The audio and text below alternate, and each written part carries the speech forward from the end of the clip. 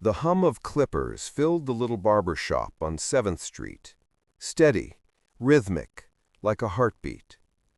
Outside, the world rushed by, but inside, time moved slower. The smell of aftershave, the warmth of the chairs, the sound of quiet conversations, this was Eli's world. Eli had been cutting hair for 20 years. He wasn't rich, but he had what mattered: his small shop, his loyal customers, and the pride that came from doing something with his hands. But lately, he'd noticed something he couldn't shake: how many people walked by his window and looked down at their feet, ashamed, broke, or forgotten, especially the ones who never came in. So every Friday, he hung a small sign on his door: "Free Haircut Fridays, for anyone who needs one." He didn't do it for fame or money. He did it because once, long ago, he knew what it was like to have nothing. And he remembered how one small act of kindness could make a person feel human again. That Friday started like any other.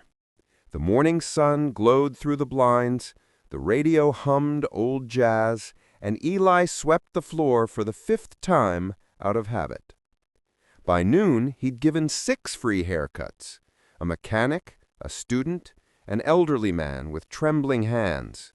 He was tired, but there was still one more waiting outside: a man in a worn hoodie, standing in the cold, hands deep in his pockets. Eli smiled and waved him in. "Hey, brother, come on in. You look like you could use a trim." The man hesitated. I can't pay." Eli chuckled. "Didn't you read the sign? First cut's on me." The man looked up then, and for a brief second, Eli froze.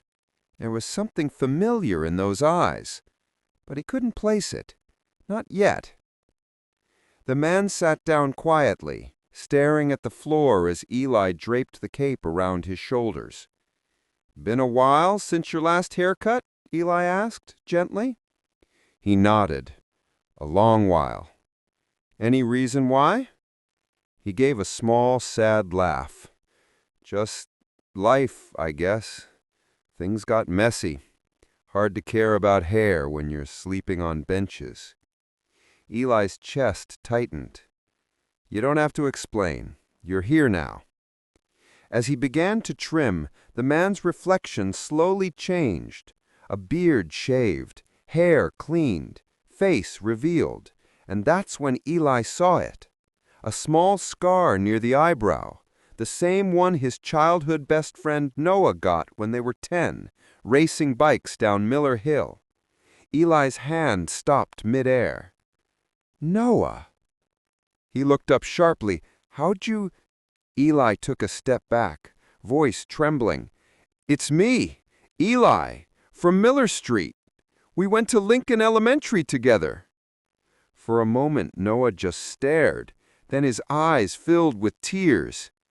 "Eli? No way. I thought you moved. I thought you forgot." Eli laughed softly, shaking his head. "I could never forget you, man." Noah looked away, ashamed. "You wouldn't have recognized me now. Things got bad. After my mom died, I just stopped trying." Eli placed a hand on his shoulder. "Hey, you're here. You made it back. That's what counts." After the haircut was done, Noah looked in the mirror and barely recognized himself. His eyes, tired but alive, met Eli's in the reflection.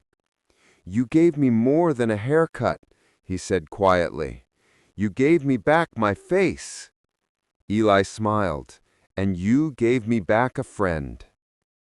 They sat together for hours after the shop closed. 2 men who had once shared a childhood, now sharing stories of everything they had lost and everything they still hoped to rebuild. Before Noah left, Eli packed a small bag with sandwiches, water, and a spare blanket. "Don't thank me.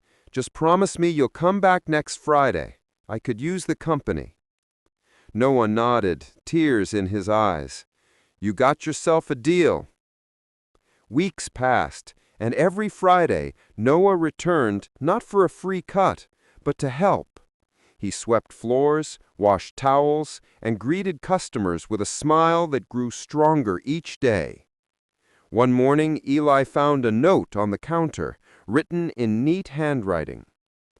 "Eli, you didn't just give me a haircut, you gave me a second chance. I got a job at the community center, helping others like me. I'll never forget you. Noah." Eli folded the note and tucked it into the mirror frame, right next to the scissors he'd had the day he opened the shop. He smiled to himself and whispered, "Guess it's true what they say. The smallest cuts make the biggest difference." If this story touched your heart, don't forget to like, share, and subscribe, and tell me in the comments, who's someone from your past you'd want to meet again? Because sometimes a simple haircut can fix more than just what's on the outside.